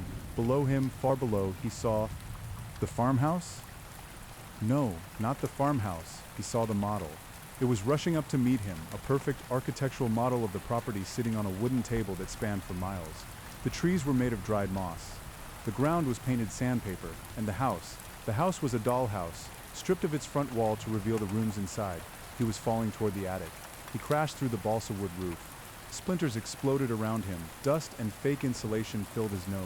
He slammed into the floor of the miniature attic, the impact jarring every bone in his body but miraculously not breaking them. The physics here were wrong. He felt heavy yet fragile, like a porcelain figurine. Ethan lay in the debris, coughing, staring up at the hole he'd punched in the roof. Through the jagged opening, he saw the giant hand receding into the darkness above. Dissolving into smoke, he sat up, groaning. He was in the attic, but the scale was terrifying. To his left was a stack of old magazines, but each magazine was the size of a mattress. A discarded dress form stood in the corner, towering 20 feet high, draped in a sheet that looked like a ship's sail. He had shrunk, or the world had grown. Processing complete, a voice boomed. It wasn't the houseman or the Maya thing. It was a voice from outside the house, deafeningly loud, vibrating the floorboards. A giant eye appeared at the hole in the roof. It was a human eye, bloodshot and weary, the size of a swimming pool. It peered down at him, the pupil contracting as it focused on the tiny speck that was Ethan. Ethan recognized the eye. He had seen it in the mirror every morning for 30 years. It was his eye. The giant Ethan outside the dollhouse blinked. The sound was like sheets flapping in a gale. Then a hand, a normal human hand, but the size of a cathedral, reached down through the roof. The fingers were stained with ink and clay. They moved with delicate, terrible precision, reaching for him. Ethan scrambled backward, crab-walking over the giant dust bunnies that littered the floor like tumbleweeds. Batch 4-8, the giant voice rumbled, vibrating through Ethan's chest. Quality control. The fingers closed around the dress form instead of him. They lifted it effortlessly, twisting the metal stand until it snapped, then discarding it. The hand came back, the index finger extended, pointing directly at Ethan. The fingerprint ridges were canyons. The fingernail was a plate of dirty glass. Ethan scrambled to his feet and ran toward the attic stairs. They were a cliff face of wooden ledges, each riser coming up to his chin. He vaulted up the first step, hauling himself over the edge. Then the second, behind him, the giant fingers brushed the floor, sweeping aside the magazine mattresses to clear the space. "Don't hide," the giant Ethan whispered. The whisper was a hurricane. "I need to fix the cracks." Ethan reached the attic door. It was ajar, a monolith of wood. He squeezed through the opening, stepping out onto the second floor landing. The hallway stretched out like a highway. The bedroom doors were city gates. The carpet runner was a long, patterned field of wool. And standing at the far end of the hallway, waiting for him by the stairs, was the dog. It was Buster, his childhood retriever. But Buster was wrong. The dog was made of sewing needles. Millions of them. His fur was a shimmering, bristling coat of steel pins, points facing outward. His eyes were thimbles. His tongue was a measuring tape that lolled out of a mouth filled with serrated scissors. The needle dog saw Ethan. It lowered its head and growled, the sound of metal grinding on metal. "Good boy," Ethan whimpered, backing up against the baseboard which came up to his waist. "Stay." The dog barked, a sharp clack of steel, and charged. The sound of its paws on the floorboards was a rapid-fire ticking. Tick, tick, tick. Ethan turned and ran toward the master bedroom. The door was open. He sprinted inside, the landscape of the room sprawling before him. The bed was a plateau, the duvet a mountain range of white cotton. He needed to hide under the bed, no too obvious. The closet. He ran for the closet door. It was slightly open. He squeezed inside into the darkness of the giant wardrobe. The smell hit him instantly. Mothballs and formaldehyde. He stopped. The closet wasn't a closet. The floor dropped away into a spiral staircase made of vertebrae. The walls were lined not with coats but with skin suits, hundreds of them hanging on hangers. There were suits of his father, his mother, Maya, his friends, and dozens of suits of himself. Some were young, some old, some were rotting, some were fresh. They swayed gently in a draft coming from below. From the darkness at the bottom of the bone stairs, a light flickered and a sound drifted up. The sound of a typewriter. Clack, clack, ding, clack, clack, ding. "Come down, Ethan," a voice called from the pit. It was a kindly voice, a storyteller's voice. "We're just drafting the next chapter." Behind him, the needle dog burst into the room. Ethan could hear the tick, tick, tick getting louder. He looked at the dog, then at the abyss of skins. He chose the abyss. Ethan grabbed the railing made of fused wrist bones and began to descend into the dark. The spiral staircase was not rigid. As Ethan placed his weight on the first step, a large lumbar vertebra that felt dangerously porous under his sneaker, the entire column swayed. It moved with the elasticity of a spine suspended in jelly, groaning with a sound like wet cartilage popping. He gripped the railing of fused wrist bones. They were cold, clammy with a microscopic sheen of sweat, the carpals shifting slightly under his grip as if trying to rearrange themselves into a handshake. Clack, clack, ding. The sound from below was getting louder, sharper. It wasn't just a sound, it was a physical impact. With every keystroke, a tremor shot up the bone staircase, vibrating through the soles of Ethan's feet and rattling his teeth. He descended rapidly, half sliding, his shoulder brushing against the hanging suits. Up close, the horror of the wardrobe became distinct. These weren't just skins, they were discarded drafts. He passed a Maya suit. The face was collapsed, the features painted on with crude, heavy makeup that had cracked like dry mud.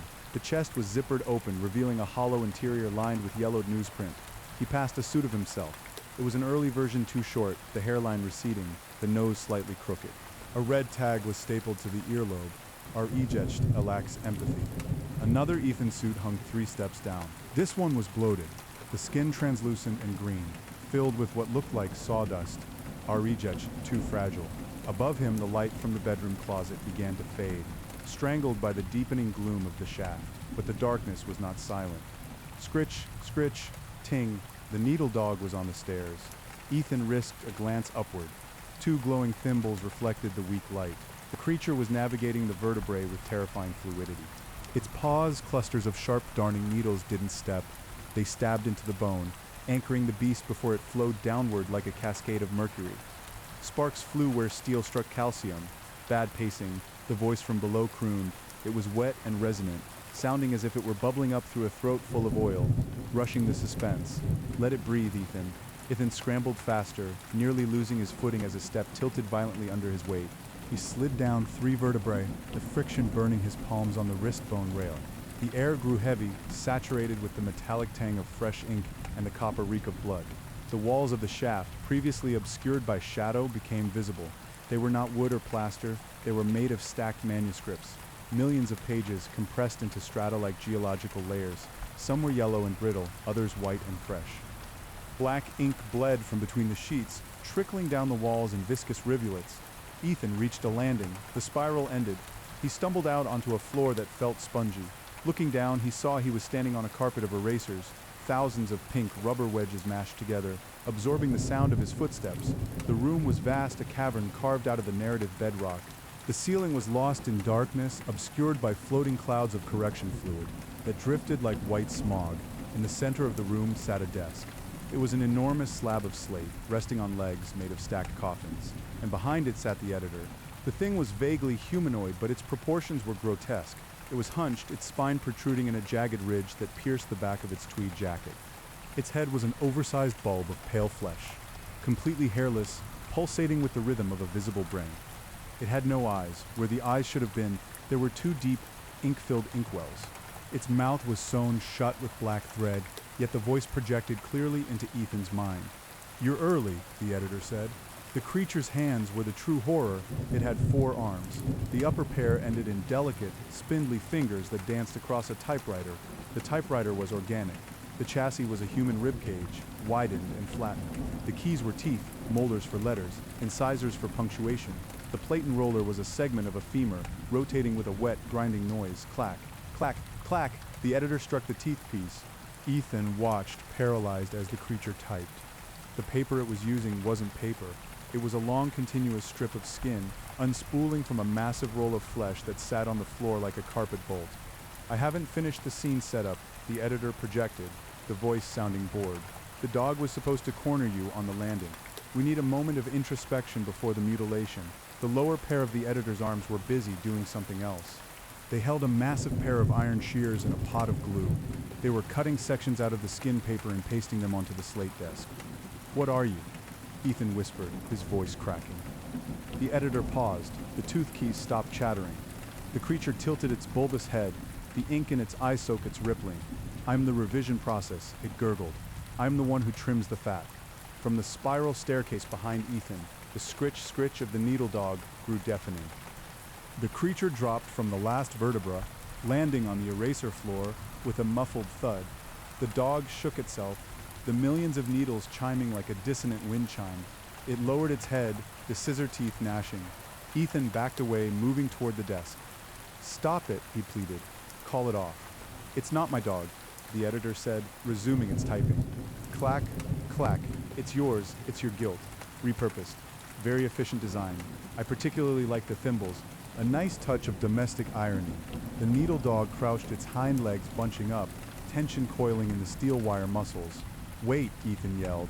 He looked at the skin paper in the typewriter. He could see words tattooed onto the flesh as the key struck. Ethan backed away, cornered. The beast lunged its jaws, aiming for the throat. Ethan realized with a jolt of nausea that he was reading the present moment. "You're writing this now?" Dictating, the editor corrected. "The house provides the raw material. I just..." Polish. The editor's upper left hand slammed down on a key. A molar cracked. Ding. "Action." The editor said. The needle dog sprang. Ethan threw himself to the side, rolling over the rubbery floor. The dog sailed past him, the needle fur grazing his arm.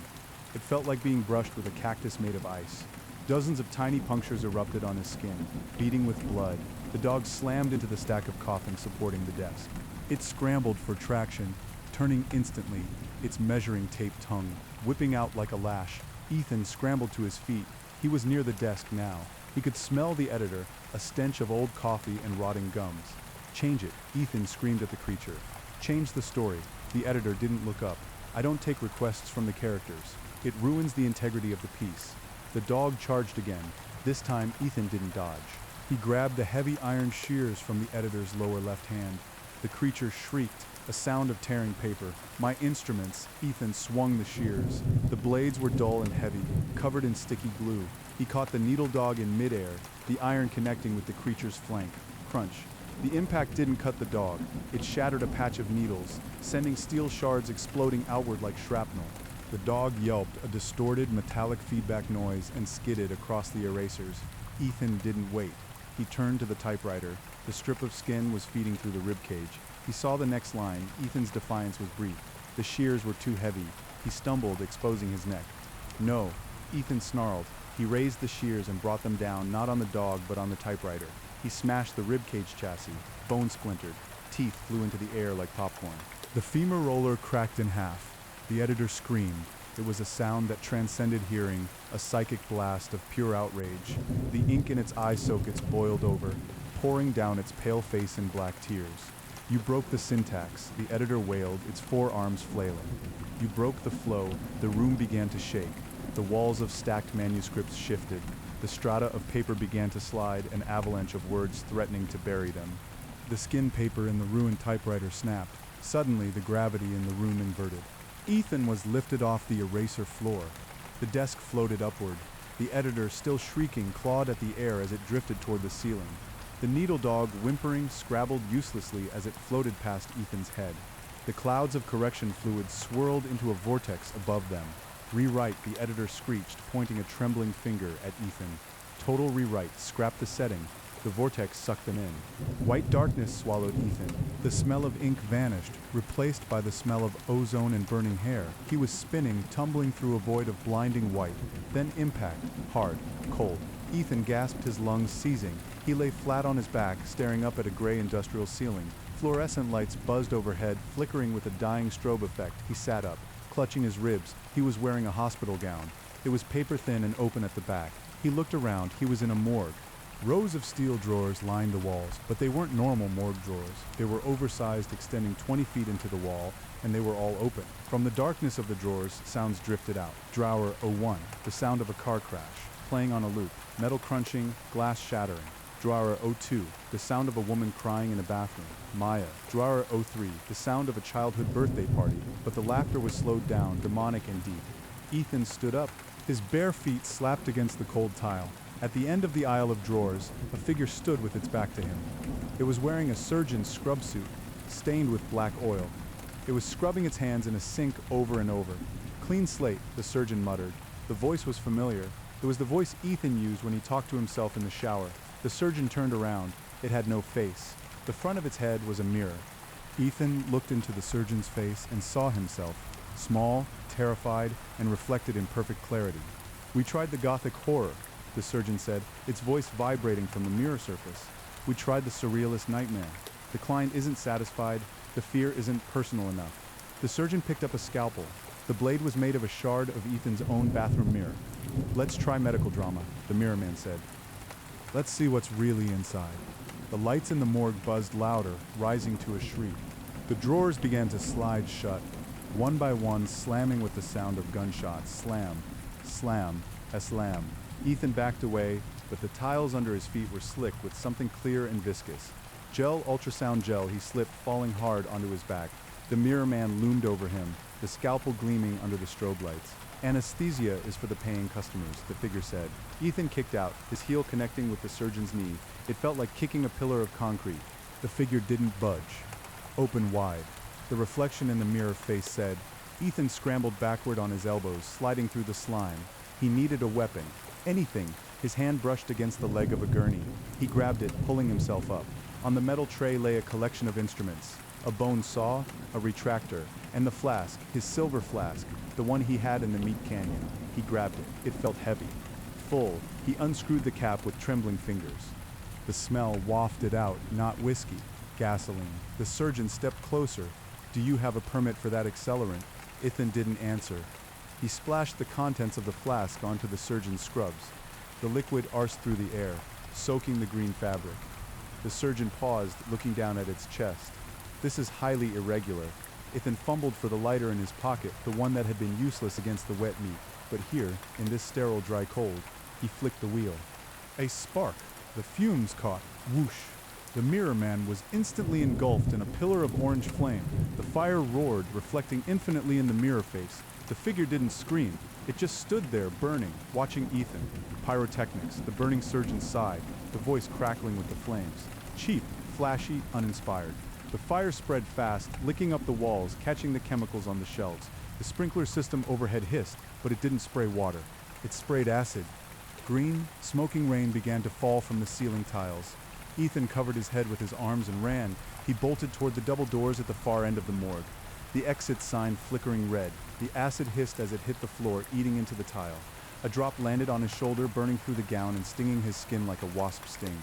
He hit the doors with his shoulder, bursting through. He wasn't in a hospital corridor. He was outside. Night air filled his lungs. Crickets chirped. He was standing on the front porch of the farmhouse. Everything was exactly as it had been when he arrived. The rocking chair, the peeling paint, the moth fluttering around the porch light. Silence. Ethan stood panting, his skin stinging, his mind reeling. Had he escaped? Was the loop over? He walked down the steps, his bare feet touching the cool gravel of the driveway. He looked toward his car. It was there, parked where he left it. He reached for the door handle. It was locked. He peered through the window. Sitting in the driver's seat was Ethan. The Ethan in the car was wearing his normal clothes. He was gripping the steering wheel, staring straight ahead, his eyes wide with terror. And in the passenger seat, sitting calmly with its paws on the dashboard, was the needle dog. The Ethan in the car slowly turned his head and looked at the Ethan outside. The Ethan inside the car screamed, but no sound came out. He hammered on the glass, mouthing words, "Get out, get out, get out." The needle dog turned its thimble eyes toward the window. It raised a paw and tapped on the glass. Tick, the world fractured. The sky above the farmhouse cracked like a windshield. A spiderweb of fractures spread across the stars. Chunks of the night sky began to fall, revealing not space but a blinding static-filled white noise behind the reality. System error, a voice boomed from the clouds. Scenario corrupted. Initiating purge. The ground beneath the gravel driveway began to liquefy. The stones melted into gray sludge. Ethan's feet sank. He looked at the car. The Ethan inside was dissolving, his skin melting off his skull like wax. The needle dog was barking, but the sound was a digital glitch, a stuttering audio file. Ethan tried to pull his legs free, but the sludge was hardening, turning into concrete. He was being poured into a foundation. He looked at the house. The farmhouse was changing. The wood was smoothing out, turning into plastic. The windows were becoming stickers. The dollhouse. He was back in the dollhouse. But he wasn't the doll this time. He looked at his hands, they were stiff. His joints were gone. His skin was hard, shiny plastic. He tried to scream, but his jaw was molded shut. He was a figurine. And from the cracked sky above, the giant hand descended again. But this time it wasn't holding a tool. It was holding a match the size of a redwood tree, and it was lit.